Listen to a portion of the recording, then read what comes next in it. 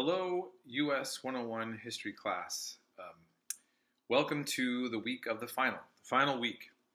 And I'm going to talk a little bit about the final, but I just want to say a few things.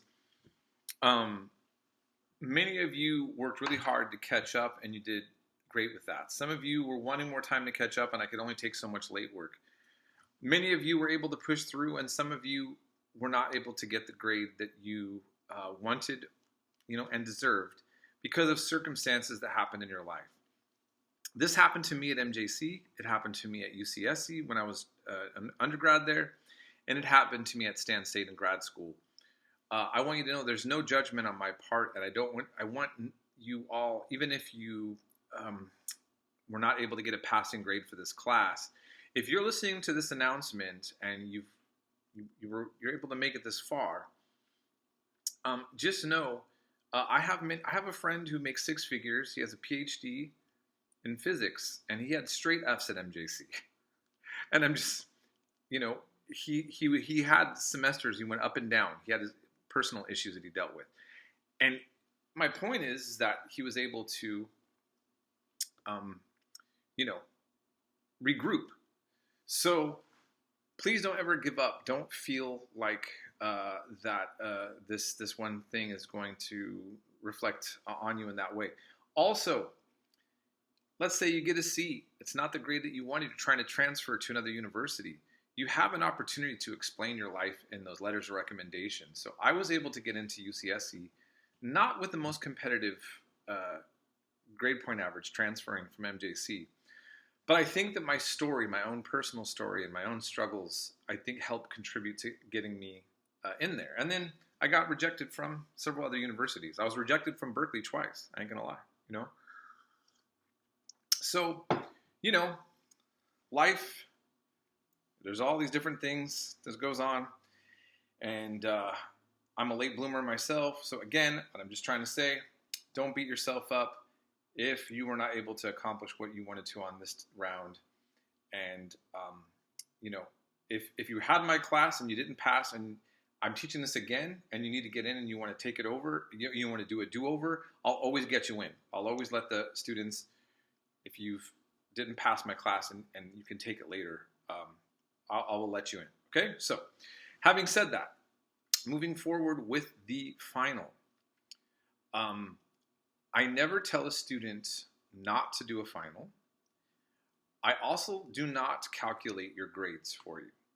But you will notice that the exam is not worth that many points. Meaning that, there's some history classes, there's some other classes you'll take where a lot of your grade is weighted on the final or, the midterm. My philosophy is the hard work is keeping up each week and doing the work each week and getting those papers in and having quality discussions and video notes, watching those videos and engaging with the material. And so if you were able to do all of that, you might notice that in the percentage-wise that the full points for the exam isn't going to change your grade one way or the other. You may have an A even if you don't do the exam. Or it may be that you have, let's say a B, you could get full points on the exam and it doesn't change your grade, so you feel like, why do it? Look, again, I want to make this very clear. I'm not spending my time helping you figure out your grades right now, okay? But you can look on Canvas, and there's a way for you to figure out there, and you can see and you can calculate. If you decide not to take the exam, just write to me go into the exam and say, Mr. Pollock, I'm not going to take the exam. I accept a 0.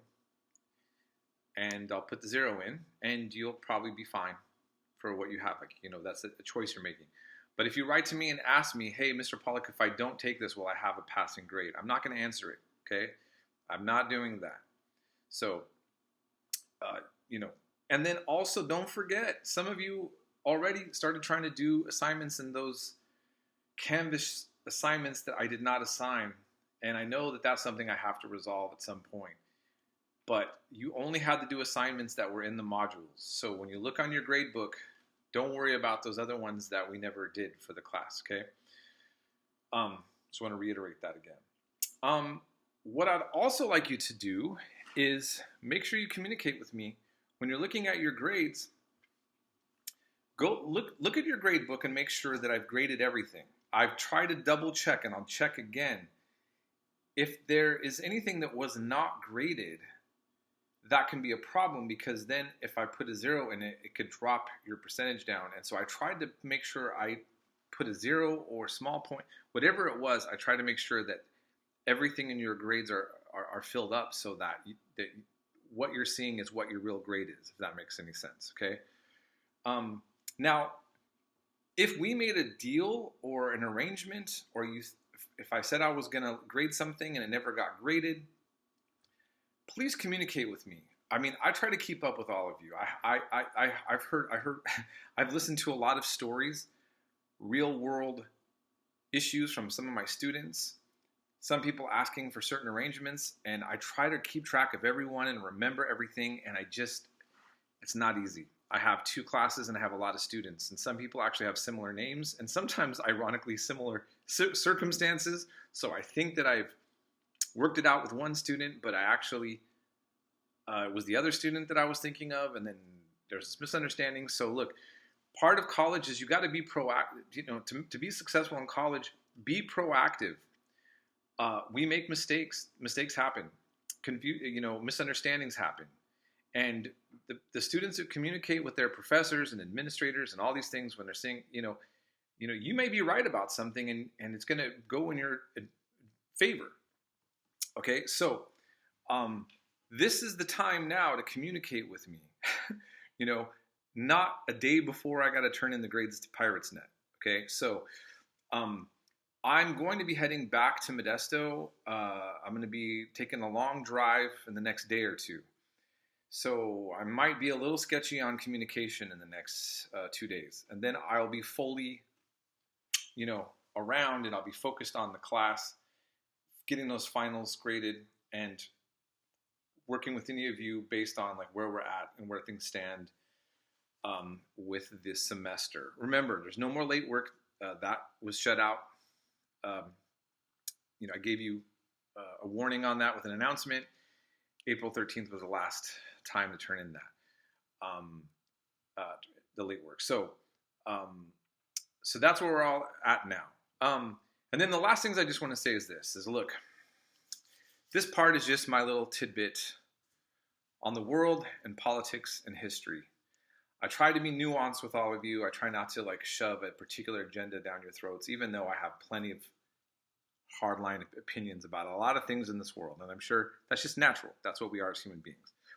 But, none of you were ever graded based on my politics and your politics aligning.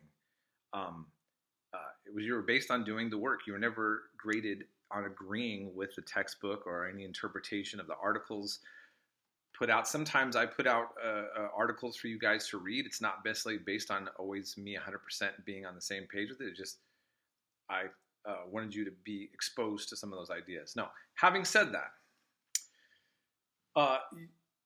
the first time Trump was president, he singled out Howard Zinn as some sort of bad author to be used in history classes.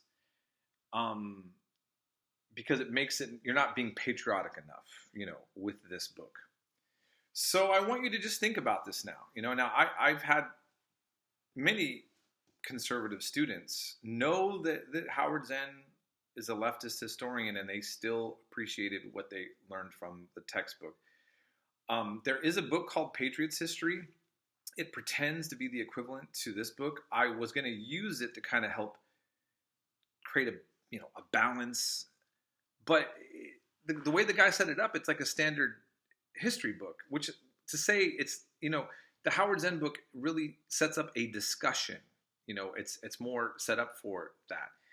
And no one that I've been exposed to in terms of reading U.S. history books have actually approached it the way that Zinn has and made it so easy to use in a classroom setting. And yes, he brings up alternative approaches, to these topics as well. So I just want you to keep in mind right now, though, that, look, I have issues with both parties. Full disclosure, I'm not trying to persuade you to be one particular ideology or the other right now. But there are certain things that are happening with this current presidency and happening different than what was happening when he was president the first time that are alarming. Freedom of speech in colleges are actually becoming under threat. He's looking at having people oversee certain universities to censor if they say things a certain way on certain topics. And that's certainly the opposite of what many of his supporters have always talked about. The idea of free speech is supposed to be important. But now universities are, he's saying we don't want to have DEI stuff because that's somehow a threat to people's whatever. But now there's another issue. And the issue is if you criticize the state of Israel, that is becoming another. So I'm just going to briefly say something about this. First of all, I'm against all forms of racism. I'm against anti-Semitism, anything that would target somebody not based on their character, but just their genetics or the religion they're born into, or that they choose to be a part of a religious community. Whatever the case is, I don't like anything like that. But Amnesty International, many Jewish human rights groups, B'Tselem, the Israeli human rights group, all basically state that Israel is an apartheid state and committing a genocide against Palestinians right now. And that is not discounting what Hamas did at October 7th, if you follow this at all. But that doesn't, it's also saying that doesn't actually, nothing, you can't say that a genocide is acceptable response to something, okay? And starving children and doing all of this. And what's happened now is that this has become like such a polarizing political set of circumstances. Now, for me, I have a mentor, a Jewish man from the South. He grew up in Florida, and he lived next to a high school that's no longer named. They changed the name, but it was named after a Confederate general, Forrester High School. That's the guy who was the founder of the KKK, right out in the open, having his own high school at the time. So he was very well aware as a Jewish kid in the South and seeing the founder of the KKK gets his own high school, named after him. And he actually told me that movie that I exposed you all to, the A Birth of a Nation, he said as a kid they showed that in school all the time as real history. Okay, so he's exposed to all this. But he resisted that trend. He was against segregation, and he fought on the side of civil rights. And later he met a Palestinian woman, and he got exposed to a different perspective on the Israel-Palestine conflict many, many years ago. And he went to Israel, he went to the West Bank, and he saw things that shocked him. And he took a more, what would be called a pro-Palestinian perspective. And he educated me on this, which is something that I ended up doing a lot of research on in college as well. And there's several points I want to make. There's so many Jewish and even Israeli scholars that critique the policies of the state of Israel as well. Not self-hating. We're not talking about promoting, Arabs versus Jews thing. We're talking about policies of the state. And part of it is that Israel has the same kind of policies going on now that the United States had to create our country. We started off U.S. history with taking land from Native Americans. The Native Americans didn't have a flag. They didn't have a nation state. There were various tribes, but they were here. And we systematically we pushed west until we got the whole thing, right? And right after Reconstruction, also, one of the things I didn't get to cover is the Modoc War The entire U.S. military went over in Klamath area and weeded out like 5 families, basically left of the Modoc tribe in the lava beds. So this is like our legacy, and in a sense, we're seeing now like West Bank ethnic cleansing. That there's a plan, there's a drawn, and even like Trump and Netanyahu are talking about transferring all the Palestinians out of Gaza to make way for who? Ethnic cleansing. It's happening still, the same way that this nation was founded. And I'm critical of that as well.